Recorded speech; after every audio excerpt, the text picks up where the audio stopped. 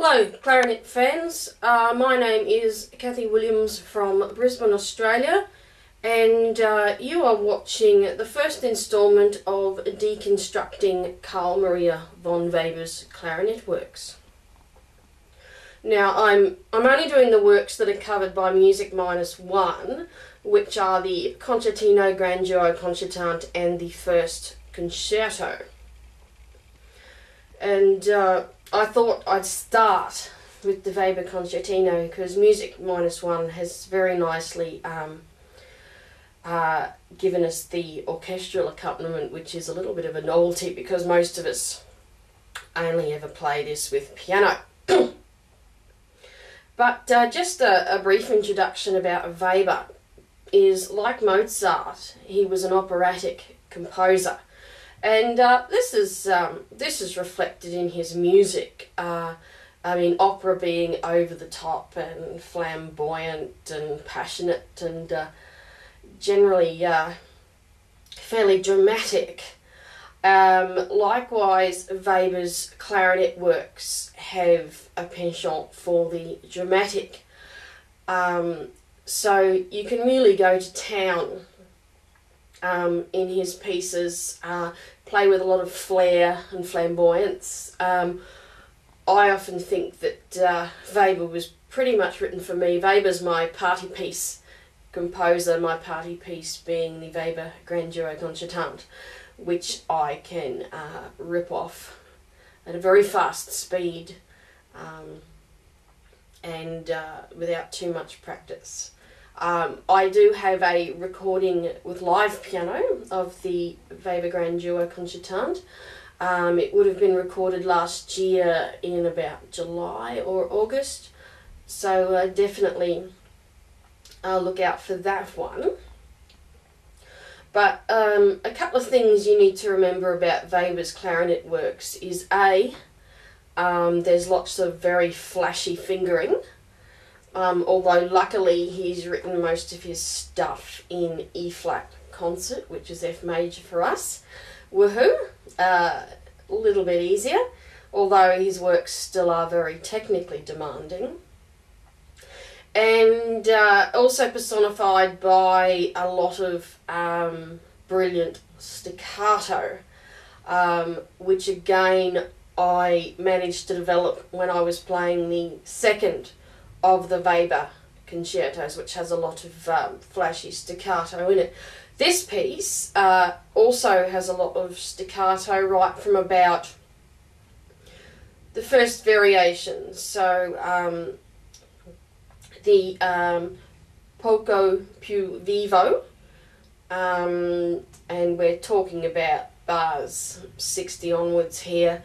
Lots of staccato there, and then in variation 2, the con fuoco at 96, lots and lots and lots of staccato. I think if you don't do the staccato and just do it legato, it kind of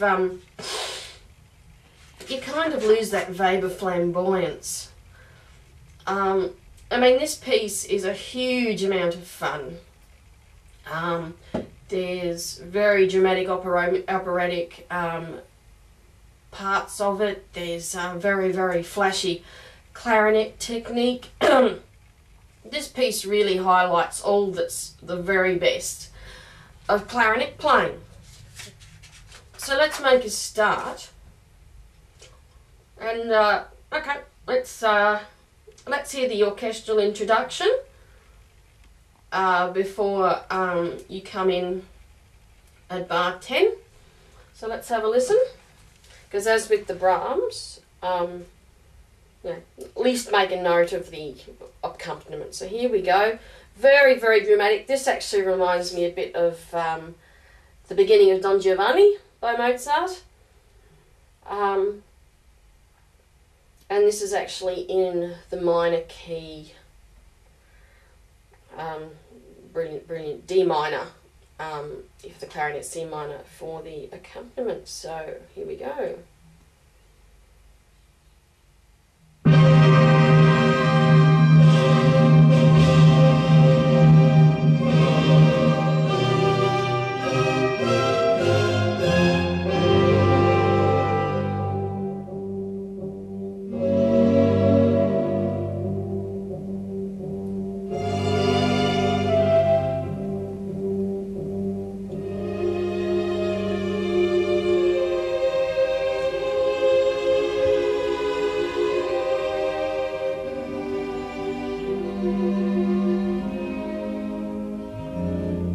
Okay, so out of that very dramatic beginning comes the clarinet starting on piano on a B flat, which is actually exactly the same way it starts in the first concerto.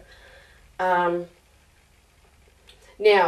I like the clarinet to come out of nothing. Now, a tip to help you do that is to use a breath attack and also to relax the jaw. I mean, not too much so it comes out as an A, but just enough so it doesn't pop. And you want it to definitely start. So that's a breath start for me.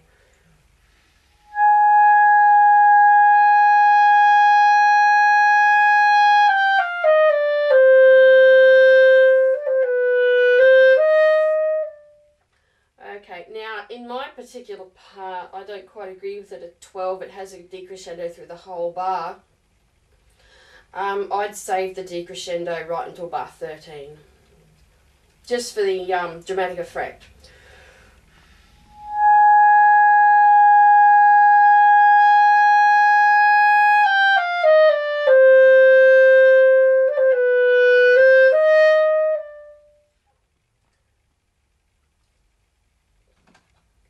Okay, what I'm going to do is I'm going to take it apart bar by bar, because that's what I did with the Brahms, and because each phrase is completely different. So here we go.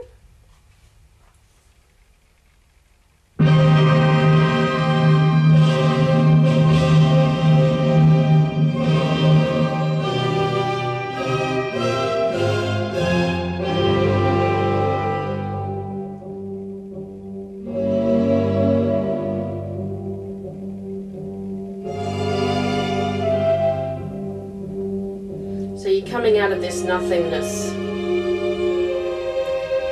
as soft as you can. I make it a pianissimo.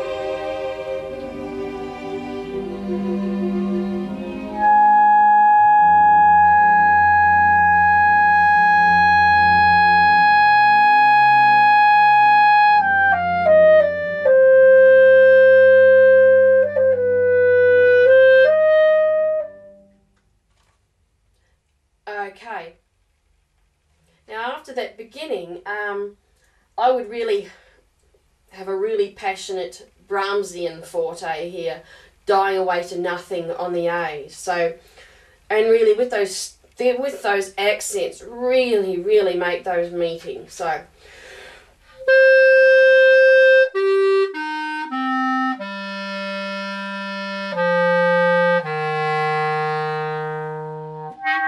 Oh, gee, that was bad. Don't do that.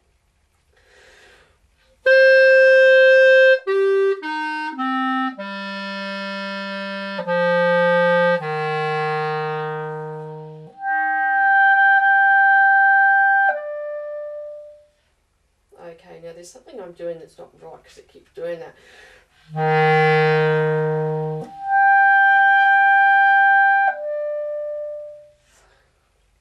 And then